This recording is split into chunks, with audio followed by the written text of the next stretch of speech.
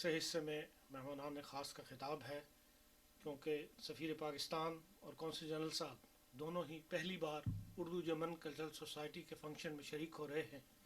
اس لیے میری خواہش ہے کہ ان کی تقریر سے پہلے ایک چھوٹا سا اسپاس نامہ سوسائٹی کی طرف سے ان کی خدمت میں پیش کیا جائے۔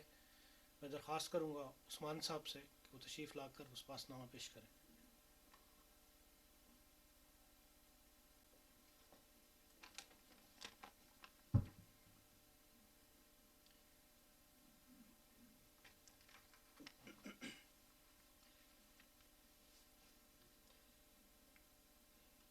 معزز سفیر پاکستان جناب عبد الباسط صاحب، محترم قونصل جنرل جناب ڈاکٹر امتیاز قاضی صاحب، السلام علیکم ورحمۃ اللہ۔ آپ کی آج اس مجلس میں تشریف آوری پر آپ کو اہلاً و سہلاً و مرحبا کہنے کے بعد عرض کرنا چاہوں گا کہ اردو جرمن کلچرل سوسائٹی کی یہ روایت رہی ہے کہ بشرط قبولیت دعوت پر آنے والے معزز سفارتکار کی خدمت میں خیر مقدمی اور جانے والے کو الوداعی کلمات پیش کیے جائیں۔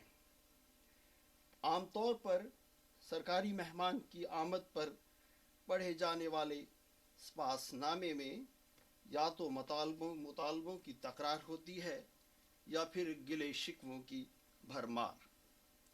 میرا کوئی ایسا ارادہ نہیں، بلکہ حقیقت میں اس کی کوئی گنجائش نہیں۔ ہمیں ایسے پیش رو میسر آتے رہے جنہوں نے فرض شناسی، رواداری کے ساتھ ضرورتوں اور یہاں آ بسنے والوں کی مجبوریوں کا احساس کرتے ہوئے باہمی افہام و تفہیم کی فضا میں حق خدمت ادا کرنے میں کبھی بخل سے کام نہیں لیا۔ میرا آج کا مقصد آپ دونوں معزز مہمانوں کو اردو جرمن کلچرل سوسائٹی کے کام سے متعارف کروانا ہے۔ سوسائٹی 1988 میں وجود میں آئی اور اب اپنی زندگی کے 23 سال پورے کر چکی ہے۔ ان 23 سالوں میں سوسائٹی نے اپنے اسٹیج کو سیاست اور مذہب کے لیے استعمال نہیں ہونے دیا، بلکہ اپنی سرگرمیوں میں وطن اور قومی زبان کے فروغ کو اولویت دی۔ اردو جرمن کلچرل سوسائٹی کے اسٹیج سے جناب احمد فراز، پروفیسر فتح محمد ملک، انتظار حسین، فہمیدہ ریاض، پروفیسر حسن عسکری اور دیگر کئی ایک ملک کی ممتاز ادبی شخصیات کو اہل ذوق سے مخاطب ہونے کے مواقع میسر آئے۔ وطن کے حوالے سے قرارداد پاکستان کی گولڈن جوبلی، قائد اعظم کے 100ویں یوم پیدائش اور فیض احمد فیض کے حوالے سے 100 سالہ تقریبات کے علاوہ آکسفورڈ کے پروفیسر افتخار حیدر ملک صاحب نے ایک سے زائد بار جرمن سامعین کی موجودگی میں خطاب کیا۔ سوسائٹی کے قیام کے مقاصد میں جرمنی کے اردو شعراء اور نثر نگاروں کی صلاحیتوں کو اجاگر کرنے کے لیے ایک پلیٹ فارم مہیا کرنا بھی تھا۔ الحمدللہ کہ ماضی بعید میں جس دستہ کا اکیلا سوار حسن اختر کیانی مرحوم تھا، وہ اب ایک کارواں کی حیثیت اختیار کر چکا ہے۔ اس کارواں کی تشکیل میں اردو جرمن کلچرل سوسائٹی کا بھی کچھ نہ کچھ حصہ ہے۔ یہ ادبی سفر امجد اسلام امجد کے اس یقین کے زیر سایہ جاری ہے، امجد نہ قدم رو کہ وہ دور کی منزل نکلے گی کسی روز اسی گرد سفر سے۔ ناصر کاظمی نے بھی اہل ذوق اور شاعر کے مابین رشتہ کی ترجمانی کچھ یوں کی ہے: سکون دل کی اسی سے امید ہے ناصر، جو اپنا فیض غریبوں پہ عام کرتے ہیں۔ معزز مہمانان، آپ نے زندگی کا بہت سا حصہ وطن سے باہر گزارا ہے۔ پیٹ کی خاطر وطن سے دور آ کر آباد ہو جانے والوں کے وطن کے بارے میں جذبات و احساسات سے آپ بخوبی واقف ہیں۔ ملک جن حالات سے گزر رہا ہے، اس سے پریشانیوں میں ہر روز نیا اضافہ ہو رہا ہے۔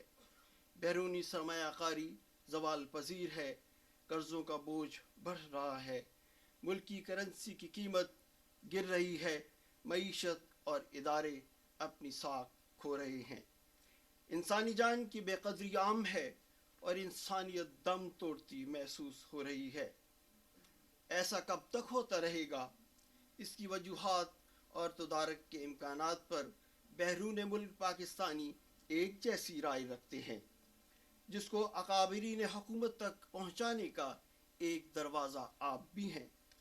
ناصر کاظمی نے تو کہا تھا، تو پاک سرزمین ہے، تو منزل یقین ہے، پرچم کا تیرے سایہ ہے سایہ ہمارا، سینچا ہے خون دل سے ان کیاریوں کو ہم نے، تازہ رہے گا ہر دم یہ گلستان ہمارا۔ وہ کون لوگ ہیں جو اس گلستان کی تازگی کے در پے ہیں؟ پہلے ان لوگوں نے قوم کو تو اور میں کی تفریق سے دوچار کر کے معاشرہ میں نفرتوں کے بیج بوئے۔ ان بیجوں سے جو درخت اگے، ان کے سایہ میں تو اور میں کی تفریق سے بڑھ کر ایک دوسرے کی پہچان کے بغیر اندھا دھند فائرنگ اور خودکش حملوں میں انسانوں کا خون بہایا جا رہا ہے۔ بات بڑھتے بڑھتے معصوم بچی ملالہ یوسف سے لے کر قبروں میں پڑے مردوں تک کی تذلیل تک آ پہنچی ہے۔ ان حالات کی شاعر نے کچھ یوں منظر کشی کی ہے: کیسی بخشش کا یہ سامان ہوا پھرتا ہے، شہر سارا ہی پریشان ہوا پھرتا ہے، ایک بارود کی جیکٹ اور نعرہ تکبیر، راستہ خلد کا آسان ہوا پھرتا ہے، کیسا عاشق ہے تیرے نام پہ قرباں ہے، مگر تیری ہر بات سے انجان ہوا پھرتا ہے، جانے کب کون کسے مار دے کافر کہہ کر، شہر کا شہر مسلمان ہوا پھرتا ہے۔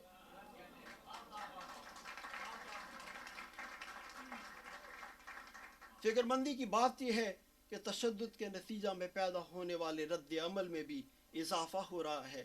شاہراہ قائد پر بسوں کو آگ لگانا اور ٹائر جلانا زندگی کے معمول کا حصہ بن چکا ہے۔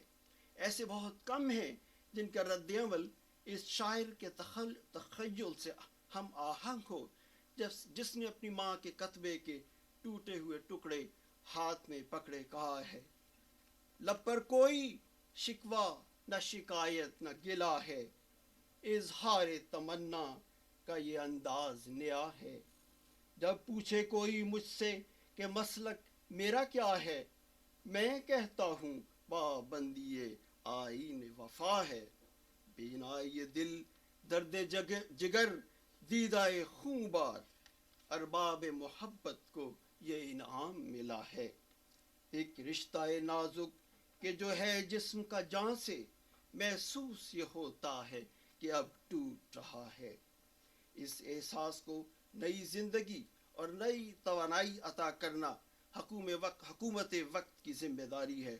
ہم مایوس ہرگز نہیں، ہم سیاست سے کنارہ کش حلقہ ارباب ذوق کے لوگ اپنے دل پسند شاعروں کے کلام سے قرۂ فعال نکالتے ہیں تو ناصر کاظمی یہ کہہ کر نئی امید دلاتا ہے: سرخ ہو جاتی ہے جب صحن چمن کی مٹی، اسی موسم میں نئے پھول کھلا کرتے ہیں، اے نگہبان وطن تیرا نگہباں ہو خدا، شہر کے لوگ تیرے حق میں دعا کرتے ہیں، یہ دعائیں یقیناً رنگ لائیں گی اور پھر فروغ پائیں گے اہل قفس بہار کے بعد، یہ دور آئے گا لیکن کچھ انتظار کے بعد۔